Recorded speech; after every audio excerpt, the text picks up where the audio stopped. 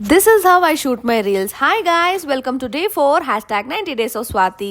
ಇವತ್ತು ನಾನು ಫೆಸ್ಟಿವಲ್ಗೆ ಅಂತ ರೀಲ್ಸ್ನ ಶೂಟ್ ಮಾಡ್ತಾ ಇದ್ದೀನಿ. ಮಿಂತ್ರದಿಂದ ನಾನು ಈ ಒಂದು ಬ್ಯೂಟಿಫುಲ್ ಡ್ರೆಸ್ನ ಪರ್ಚೇಸ್ ಮಾಡಿದ್ದೆ, ಅದನ್ನೇ ವೇರ್ ಮಾಡ್ತಾ ಇದ್ದೀನಿ.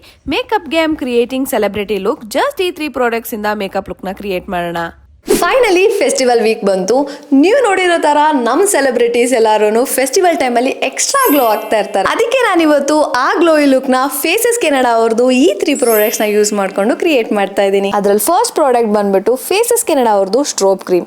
ಈ ಕ್ರೀಮ್ ಅಲ್ಲಿ ನಿಮ್ಗೆ 2 ಶೇಡ್ ಬರುತ್ತೆ. ಅದ್ರಲ್ಲಿ ನನ್ನ ಫೇವ್ರೇಟ್ ಬಂದ್ಬಿಟ್ಟು ರೋಸ್ ಗೋಲ್ಡ್. ಇದ್ರಲ್ಲಿ ನನ್ನ ಫೇವ್ರೇಟ್ ಪಾರ್ಟ್ ಏನು ಅಂದ್ರೆ ಅಪ್ಲೈ ಮಾಡಿದ ತಕ್ಷಣ ಕ್ವಿಕ್ ಅಂಡ್ ಇನ್ಸ್ಟೆಂಟ್ ಗ್ಲೋ ಬರುತ್ತೆ. ನೆಕ್ಸ್ಟ್ ನಾನು ಅಪ್ಲೈ ಮಾಡ್ತಾ ಇರೋದು ಫೇಸಸ್ ಕೆನಡಾ ಅವ್ರದ್ದು ಹೈಡ್ರಾ ಮ್ಯಾಟ್ ಫೌಂಡೇಶನ್. ಇದರಲ್ಲಿ SPF 30 ಸನ್ಸ್ಕ್ರೀನ್ ಕೂಡ ಇದೆ. ನಾನು ಯೂಶಲಿ ಏನ್ ಮಾಡ್ತೀನಿ ಅಂದ್ರೆ ಫೇಸಸ್ ಕೆನಡಾ ಅವ್ರದ್ದು ಸ್ಟ್ರೋಬ್ ಕ್ರೀಮ್ ಜೊತೆ ಫೌಂಡೇಶನ್ ಕೂಡ ಮಿಕ್ಸ್ ಮಾಡಿ ಅಪ್ಲೈ ಮಾಡ್ತೀನಿ.